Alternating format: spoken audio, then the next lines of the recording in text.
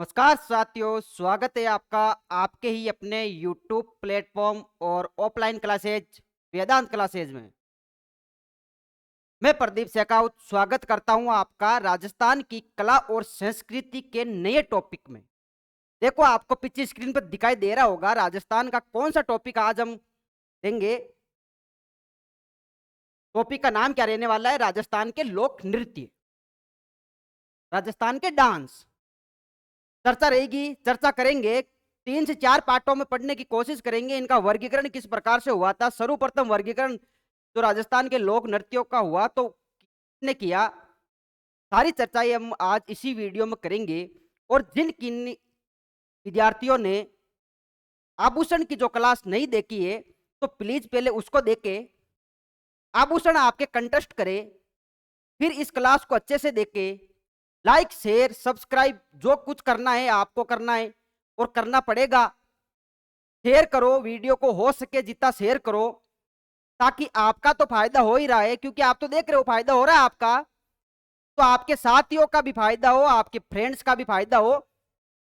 और वेदांत क्लासेज हमेशा आपके लिए नए नए कंटेंट लेकर आएगा, अच्छे से अच्छे वीडियो आपके पास प्रोवाइड कराए जाएंगे यूट्यूब के माध्यम से। तो देखो कौन सा टॉपिक है आज, राजस्थान के लोक नृत्य।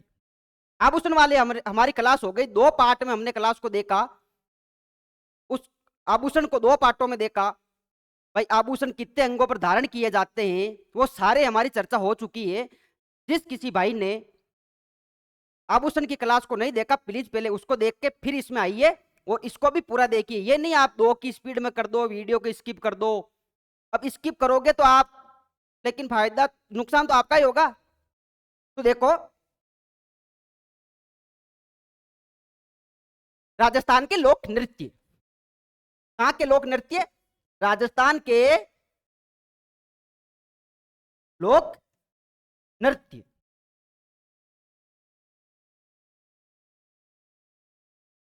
राजस्थान के लोक नृत्य को सर्वप्रथम क्वेश्चन क्या आएगा मेरे लाल?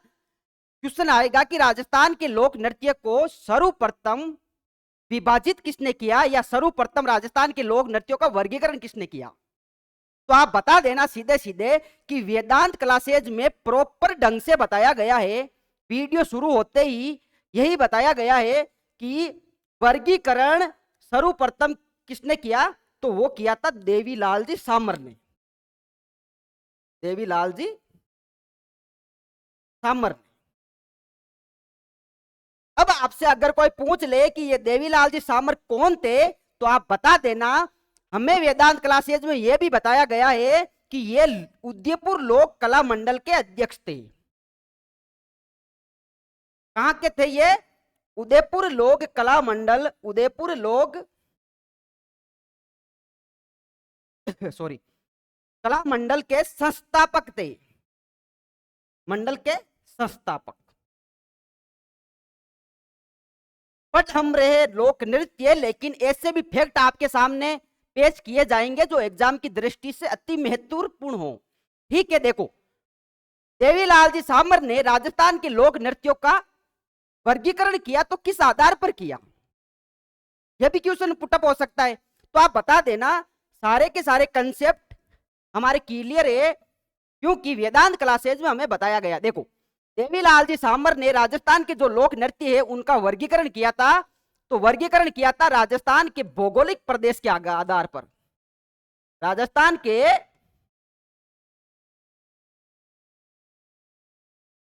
भौगोलिक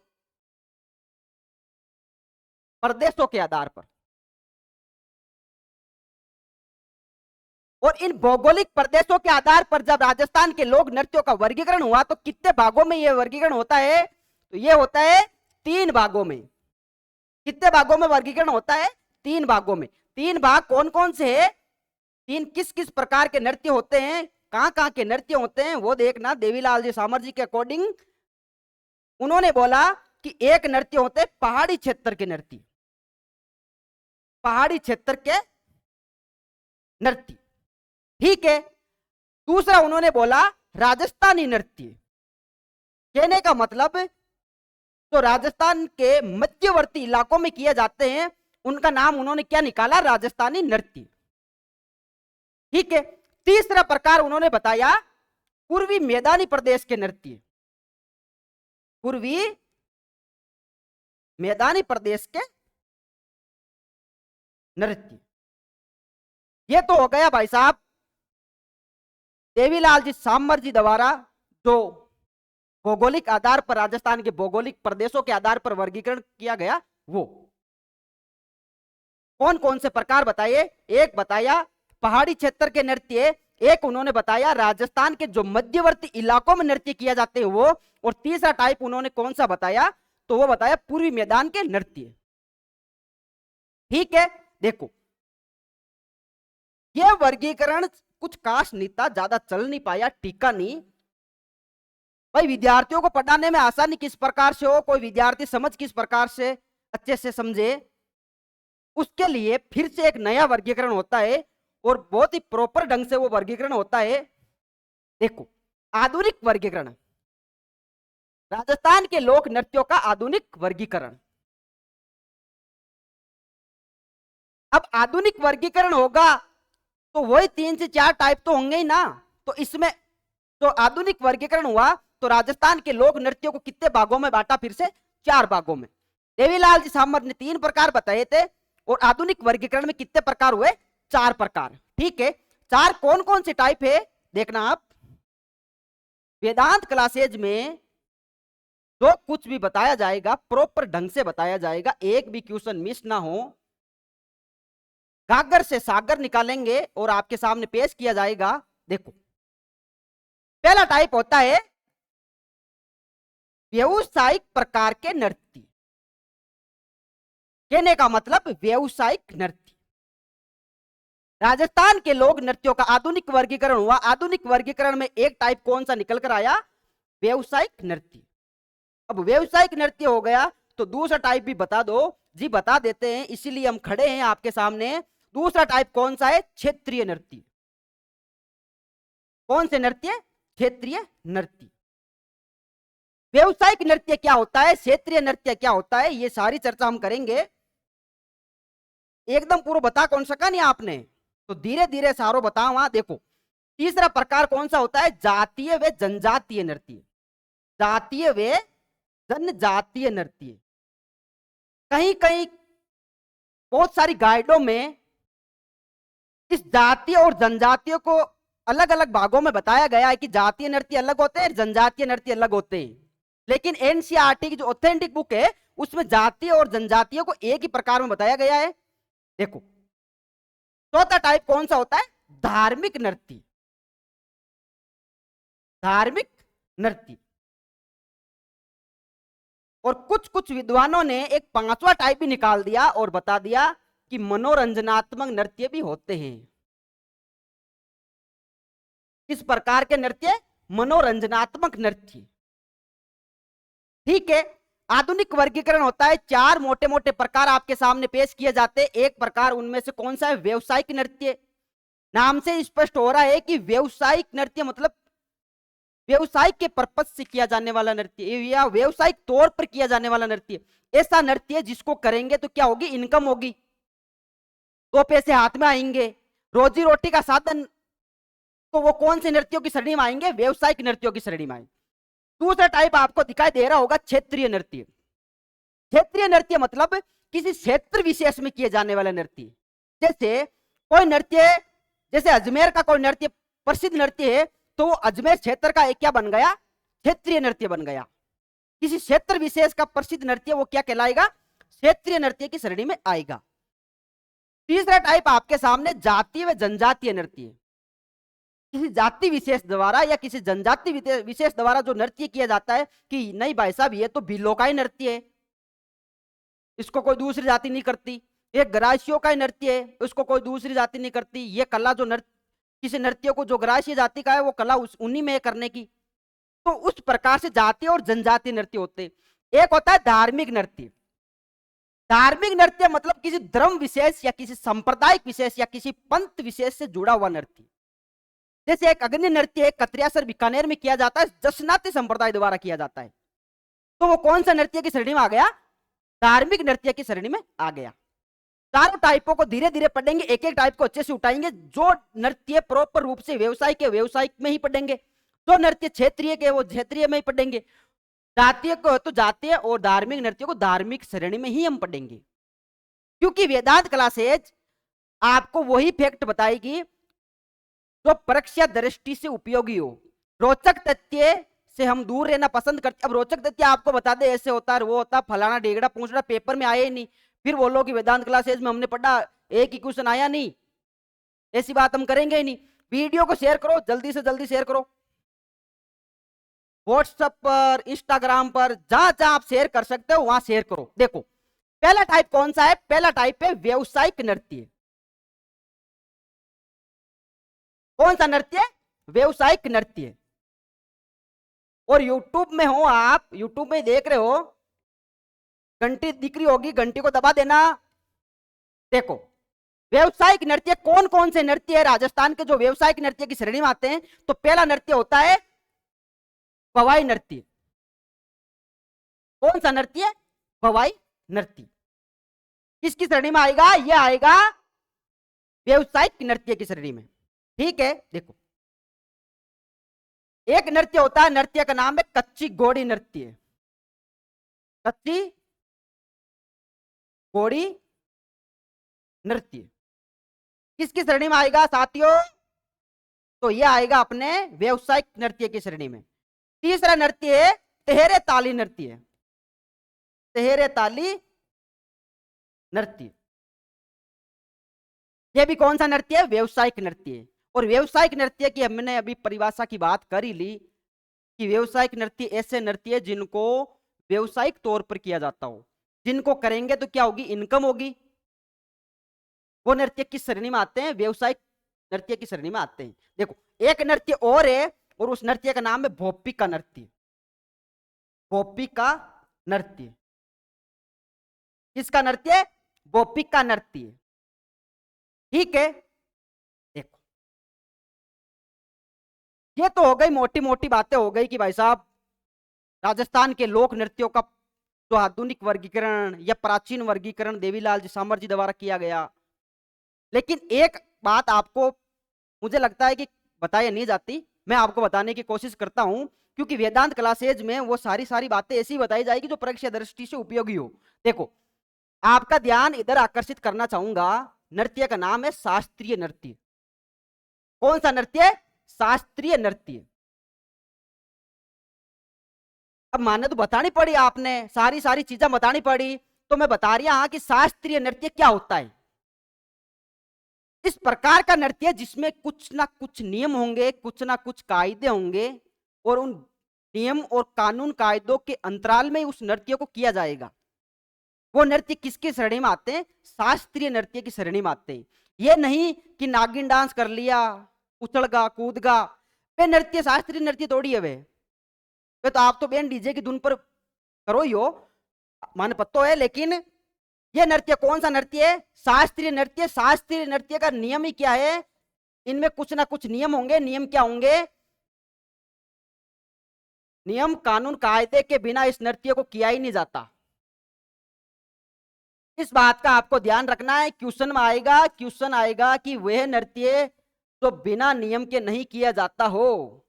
अब जो जो मेरे भाई वेदांत क्लासेज के इस यूट्यूब प्लेटफॉर्म से अपना फायदा ले रहे हैं वो तो कर देंगे, और जो नहीं ले पा रहे हैं उसकी तो आप देख लो अपने हिसाब से, शेयर कर देना, इसलिए बोल रहा हूं मैं। देखो शास्त्रीय नृत्य एक नृत्य होता है कथक नृत्य। कौन सा नृत्य? कथक नृत्य। और इस कथक नृत्य को क्या कहा जाता है? शास्त्रीय नृत्य। कहने का मतलब जब कथक नृत्य को कोई नर्तक या नृत्यांगना इस नृत्य को करेगी तो इसके नियम कानून कायदे के अकॉर्डिंग ही इस नृत्य को किया जाएगा। ठीक है ना? देखो कथक नृत्य की उत्तरी भारत में दो घराने हैं। कहां पे? उत्तरी भारत में। उत्तरी भारत में कथक नृत्य के अब कथक नृत्य प्रकार किसका है? शास्त्रीय नृत्य का ही है। तो क्वेश्चन इस प्रकार से आ जाए कि शास्त्रीय नृत्य के भी घराने हैं तो कहां कहां हैं? आप बता देना, कोई पूछे तो। वेदांत क्लासेज में हमें बताया गया कि कथक नृत्य के उत्तरी भारत में दो घराने और दो प्रसिद्ध घराने कौन कौन से हैं। एक घराने का नाम है जयपुर घराना। कौन सा घराना? जयपुर घराना। देखो दूसरा घराना कौन सा होगा? दूसरा घराना होगा लखनऊ घराना। लखनऊ घराना। इतनी बातें हमारी हो गई कि शास्त्रीय नृत्य में नियम होते, कानून होते, कायदे होते हैं। बिना नियम कानून कायदे के शास्त्रीय नृत्य या कथक नृत्य को किया नहीं जाता। कथक नृत्य के उत्तरी भारत में दो घराने, एक तो जयपुर घराना जो राजस्थान में, एक लखनऊ घराना है। अब देखो जो जयपुर घराना है ना, जयपुर घराना इस शास्त्रीय नृत्य या कथक नृत्य का क्या है? सबसे प्राचीन घराना है। सबसे प्राचीन घराना। क्वेश्चन आएगा कि शास्त्रीय नृत्य का सबसे प्राचीन घराना कौन सा है? आप बता देना, वो है जयपुर घराना। क्वेश्चन आएगा कि कथक नृत्य का जन्म कहां होता है, कथक नृत्य के प्रवर्तक कौन है? तो आप बता देना, कथक नृत्य का जन्म तो होता है जयपुर में, और इस कथक नृत्य के या जयपुर नृत्य के प्रवर्तक कौन है? तो वो है भानुजी, भानुजी महाराज। सबसे प्राचीन घराना और एकमात्र हिंदू घराना कौन सा है? तो भी आप बता देना, एकमात्र हिंदू घराना है जयपुर घराना। एकमात्र हिंदू घराना। ठीक है साथियों, उसी प्रकार जो लखनऊ घराना है वो कथक नृत्य या शास्त्रीय नृत्य का क्या है? नवीन घराना। नवीन मतलब नया घराना। किस प्रकार का घराना रहने वाला है ये? तो आप ये भी बता देना, ये तो मुस्लिम घराना है। कैसा घराना है? मुस्लिम घराना। ठीक है, ये आपके फैक्ट क्लियर होते हैं। कोई नोट्स में उतारे हो तो साथ में साथ उतार लिया करो। मैं तो ट्रेन चाले जन चाल रही है, चल निकल जाए पच काई करो, ये वास्ते उतार लिया करो। और दो दो की स्पीड में मत कर जियो, आने तो दो की स्पीड में कर, वीडियो स्किप कर निकल जाओ आगे। नहीं, बस पढ़नी तो पूरा पढ़ी ना ने, बस कोई क्वेश्चन रहेगा और पच के वो माने वेदांत क्लास में पढ़िया रही कोने की आई कटू दो दो की स्पीड में कर जोते। तो देखो ध्यान रखना आप, कथक नृत्य के नृत्यांगना की अगर बात की जाए, नर्तक की बात की जाए, तो आप बता देना कथक नृत्य की एक प्रसिद्ध नृत्यांगना है, उसका नाम क्या है? प्रेरणा श्रीमाली। प्रेरणा श्रीमाली। ये तो कौन है? कथक नृत्य की प्रसिद्ध नृत्यांगना। अब देखो भानुजी महाराज इस नृत्य के प्रवर्तक या जनक है, तो वो भी इस नृत्य के नर्तक हुए। भाई बिना नृत्य करता तो एन तो कैन भी नृत्य आगे बढ़ाया, तो नृत्य करिया जरिए आगे बढ़ियो। तो एक नर्तक का नाम मिलता है भानुजी महाराज। भानुजी महाराज। कथक नृत्य के एक नर्तक और है, और उनका नाम क्या है? उनका नाम है उदय शंकर। उदय शंकर। यह क्वेश्चन एक बार पूछ लिया गया था कि उदय शंकर जी है वो कथक नृत्य के नर्तक है, उनका संबंध कौन से जिले से है या वो कौन से जिले से है? तो आप बता देना कि प्रेम क्लासेज में हमें यह भी बताया गया था उदयपुर के थे ये। कहां के थे ये? उदयपुर के थे। ठीक है, अब देखो इतना तो आप बता दोगे कि उदय शंकर जी है जो कथक नृत्य के नर्तक है, उदयपुर से इनका संबंध है।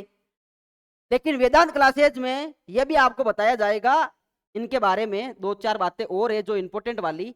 अगर आपसे पूछ ले आधुनिक आधुनिक भारतीय नृत्य के पिता कौन है, तो आप बता देना पिता कौन है। तो आप बता देना वो है उदय शंकर जी, जो कथक नृत्य के क्या है? नर्तक है कहां के? उदयपुर के। ठीक है, एक नाम और मिलता है बिरजू महाराज। कौन से महाराज? बिरजू महाराज। अब देखो भानुजी का संबंध हमने बात की कि भानुजी जो जयपुर घराने के प्रवर्तक थे, तो जयपुर घराने के थे वो। लेकिन बिरजू महाराज कहां के थे? तो आप ये बता देना बिरजू महाराज का जो संबंध था वो था लखनऊ घराने से। कौन से घराने से? लखनऊ घराने से। ठीक है, बिरजू महाराज का, बिरजू महाराज की जो मृत्यु हुई वो कब हुई, या उनके जब निधन हुआ तो कब हुआ, तो आप बता देना। वेदांत क्लासेज में हमें यह भी बताया गया है कि उनकी मृत्यु होती है जनवरी 2022 में। देखो कितनी बढ़िया बात आपने बताई यहाँ कि जनवरी 2022 में क्या होती है, बिरजू महाराज का देहांत होता है या उनका निधन होता है। तो कब होता है, जनवरी 2022 में। संबंध कौन से घराने से है, तो मुस्लिम घराने से। कहने का मतलब कौन से घराने से इनका संबंध है, लखनऊ घराने से। और लखनऊ घराने क्या है, घराना क्या है, शास्त्रीय कथक नृत्य का नवीन घराना और मुस्लिम घराना है। ठीक है, देखो अब हम वापस चलते हैं उन्हीं अपने 4 प्रकारों पर। और पहला प्रकार अभी हमने देखा व्यवसायिक नृत्य। व्यवसायिक नृत्य के अंदर भोपी का नृत्य एक हमने देखा, एक हमने देखा कच्ची घोड़ी नृत्य, भवाई नृत्य और तेरे ताली नृत्य। उसी में हम लेते हैं भवाई नृत्य। कौन सा नृत्य, भवाई नृत्य। आनी एकला एकला ही पढ़ जो, आपका दोस्त ने भी पढ़ा जो, व्हाट्सएप पर शेयर कर जो रे।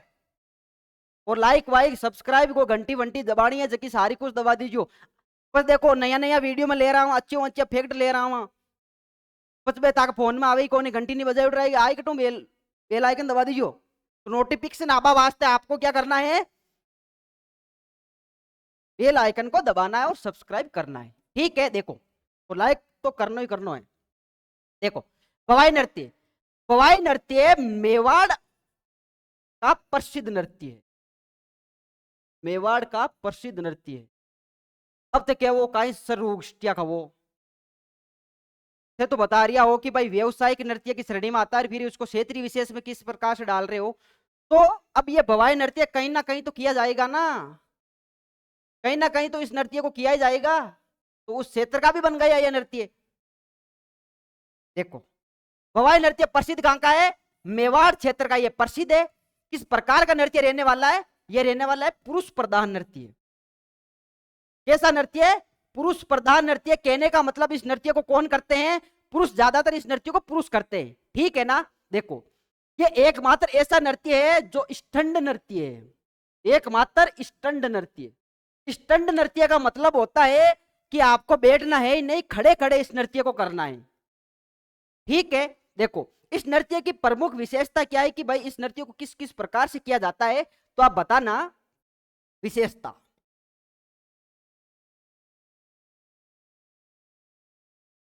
नृत्य को किस प्रकार से किया जाता है, इस नृत्य में जो नर्तक होते हैं वो अपने सिर पर 10 से 15 घड़े को रखते हैं।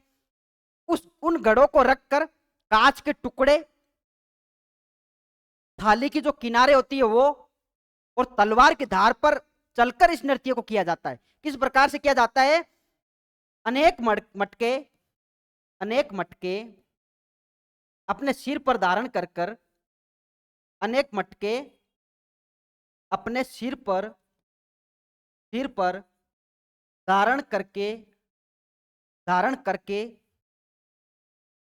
कांच के टुकड़ों पर थाली की किनारों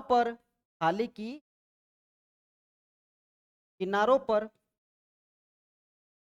और तलवार की धार पर, तलवार की धार पर इस नृत्य को किया जाता है। समझ में आई बात। ठीक है, देखो अब बात करते हैं भवाई नृत्य के प्रसिद्ध नर्तक। देखो अगर भवाई नृत्य के नर्तक आपसे पूछ ले तो आप बता देना। एक का नाम मिलता है रूप सिंह जी शेखावत। कौन से शेखावत, रूप सिंह जी शेखावत। ठीक है, एक नाम मिलता है दयाराम।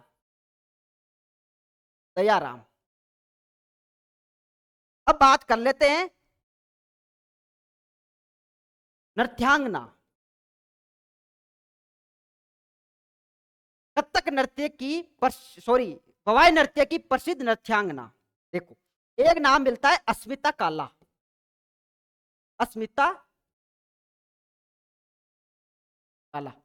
अस्मिता काला ने क्या किया था, अपने सिर पर 111 घड़े रखे थे। कितने मटके, 111 मटके। फिर इस नृत्य को किया था इनका नाम कौन सी बुक में सम्मिलित किया गया है, कौन सी बुक में दर्ज किया गया है? लिम्पा बुक में। कौन सी बुक? लिम्पा बुक।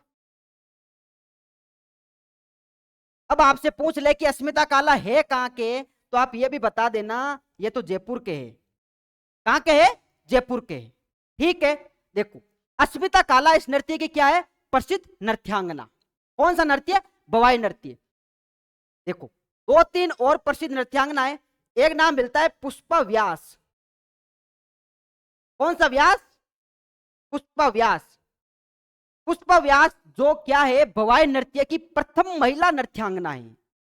क्वेश्चन आएगा कि बवाई नृत्य की प्रथम महिला नृत्यांगना कौन है, आप बता देना कि उनका नाम मिलता है पुष्पा व्यास। ठीक है, एक नाम मिलता है कजली बाई। कजली बाई। और एक नाम मिलता है तारा शर्मा। तारा शर्मा। और एक नाम और मिलता है, उनका नाम क्या है? कुसुम। क्या नाम मिलता है? कुसुम। ठीक है साथियों, वीडियो को ज्यादा से ज्यादा शेयर करना, आपका भी फायदा हो और आपके दोस्तों का भी फायदा हो।